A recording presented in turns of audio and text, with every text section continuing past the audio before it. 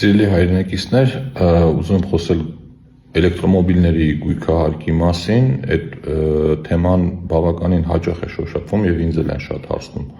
Ու չնայած այդ հարցը ազգային ժողովի տիրույթում չի, այլ կառավարության տիրույթում է, բայց քանի որ ես ինքս այդ մասին խոսել էի,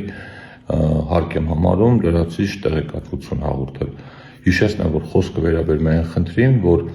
էլեկտրոմոբիլների փաստաթղթերի մեջ գրված է լինում շատ ավելի բարձր հզորություն,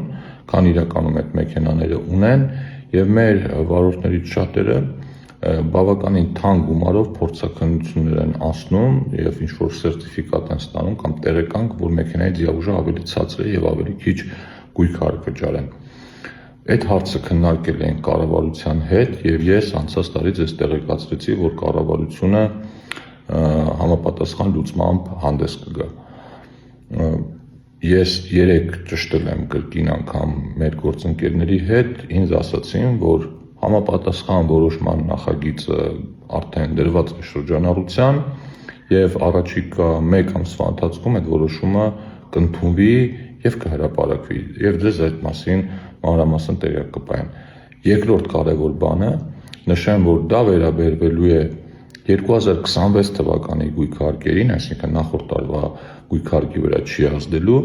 իսկ 2026 թվականի գույքահարկը վճարելու վերջնաժամկետը դեկտեմբերի 1-ն է, այսինքն մեր սիրելի հայրենակիցները ամենևին կարիք չունեն այս պահին գույքահարկը վճարելու եւ անգամ տեղզննում անցկացնելու ժամանակ այլևս անհրաժեշտ չի տվյալ տարվա գույքահարկը ամբողջությամբ մուծել։ Դա էլ նախորդ տարի իմ հեղինակած օրենքի արդյունքում է, այնպես որ շտապելու բան չկա, խնդրում եմ եւս 1 ամիս համբերել եւ ձեզ կառավարությունից կտեղեկացնեմ որոշման մասին։ Շնորհակալություն, բոլորիդ լավ օր եմ մաղթում։